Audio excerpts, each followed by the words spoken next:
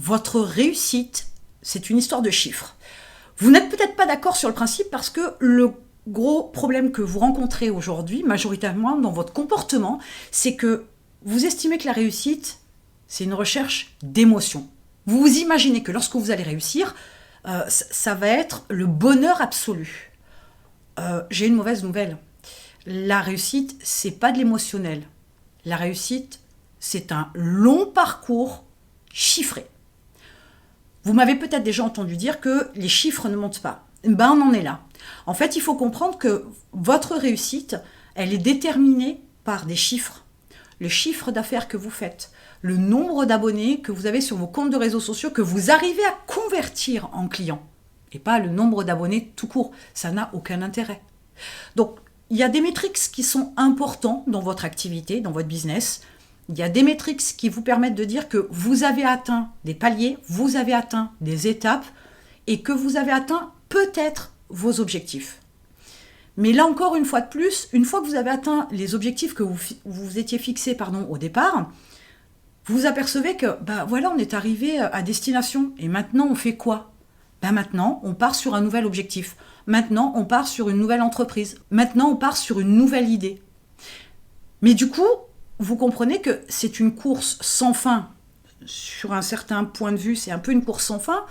Mais ça veut dire aussi clairement quoi ? Ça veut dire que lorsque vous avez atteint un objectif, la satisfaction que vous en retirez fait que, quelque part, ça ne suffit pas. Quelque part, l'émotionnel lié à ça s'arrête sur un claquement de doigts. Et c'est ça qu'il faut comprendre. Si vous mettez de l'émotionnel sur votre réussite, vous allez vous rendre compte que c'est un peu comme un achat impulsif. C'est un peu comme un achat qui vous procure du plaisir sur l'instant, sur le moment, et puis qui, quelques minutes, quelques heures, voire quelques jours plus tard, disparaît. Je pourrais prendre comme exemple votre première vente. C'est le kiff absolu, c'est extraordinaire, c'est vous faites la danse de la pluie, la danse de ce que vous voulez, dans votre salon ou à l'extérieur, peu importe, mais c'est éphémère. Du coup, la réussite, c'est qu'une histoire de chiffres.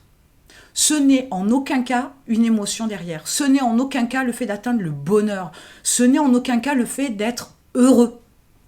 Il y a la satisfaction, oui, mais ça ne s'arrête pas à ça. Et la satisfaction, potentiellement, on peut s'en souvenir longtemps. On peut en retirer quelque chose pendant longtemps. Par exemple, le bac. Pour certains, ça a été difficile. Ils ont cravaché, ils l'ont eu et 10, 20, 30 ans plus tard, ils vont pouvoir dire « Ouais, j'ai fait des sacrifices. Ça m'a pris du temps. J'ai cravaché pour l'avoir. » Du coup, le point culminant, c'est le bac. Mais ils se souviennent de tout ce qui s'est passé avant. De tout ce qu'ils ont pu faire avant pour l'avoir. Et votre réussite, c'est ça. C'est un parcours long, difficile, avec des moments de bonheur, parce que l'un ne va pas sans l'autre, mais c'est surtout un parcours chiffré, une réussite chiffrée. Partant de ce principe-là, il est bon aussi de regarder votre réussite avec moins d'émotions, mais surtout beaucoup plus factuel pour savoir à quoi doit ressembler votre réussite.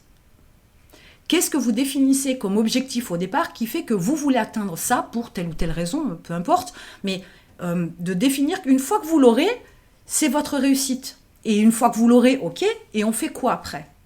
Ça ne suffira pas parce que vous n'aurez plus d'objectif dans la vie. Vous n'aurez plus rien qui vous motive à avancer. Et vous ne pouvez pas vous arrêter d'avancer. Et vous ne pouvez pas stagner, parce que stagner, c'est reculer. Donc finalement, se rendre compte que la réussite, c'est un parcours chiffré, ce sont différentes étapes, différents paliers auxquels vous accédez au fur et à mesure, mais vous en voulez tout le temps plus, toujours aller plus loin, parce que vous apprendrez aussi à pousser plus loin dans vos limites, à vous dépasser, parce que c'est stimulant. Et c'est ça qui vous fait avancer.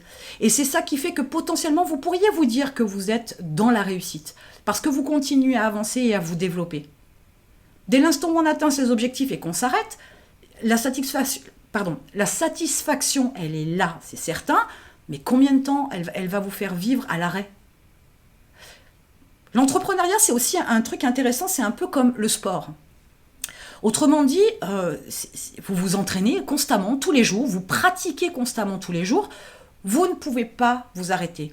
J'ai une quantité de personnes autour de moi, des entrepreneurs, qui ont un certain âge, pour pas dire un âge certain, qui pourraient s'arrêter de travailler et profiter de la vie, ne plus rien faire.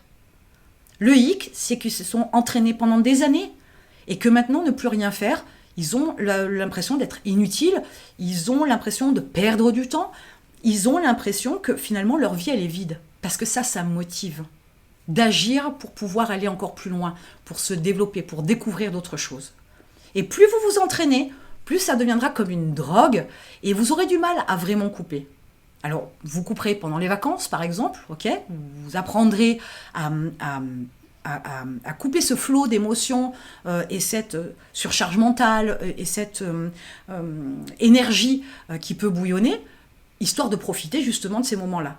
Mais vous vous arrêterez jamais. Et vous serez toujours dans les chiffres, parce que la première chose que vous ferez quand vous rentrerez de vacances, c'est de regarder vos chiffres. Donc la réussite, c'est une histoire de chiffres. Je ne parle pas particulièrement d'argent à proprement parler, je parle de chiffres. Et les chiffres ne mentent pas. Donc essayez de voir aussi votre approche différemment concernant votre réussite, en n'ayant pas d'attente particulière en termes d'émotion, parce que c'est pas là où vous trouverez votre compte. Vous vous apercevrez que si vous attendez à avoir des émotions extraordinaires, fortes, puissantes, machin, elles ne dureront pas. Pas de problème, elles peuvent être intenses, mais elles ne dureront pas. Donc maintenant, il est temps peut-être de vous pencher sur vos chiffres, de définir clairement vos objectifs et vos étapes intermédiaires pour pouvoir aussi avoir ce sentiment, cette impression d'accomplissement, de voir que vous évoluez, vous avancez. Et c'est grâce au franchissement de ces étapes que vous pourrez le voir. Mais ne mettez aucune attente émotionnelle sur votre réussite. Vous serez déçu. Vous n'aurez absolument pas ce à quoi vous vous attendez.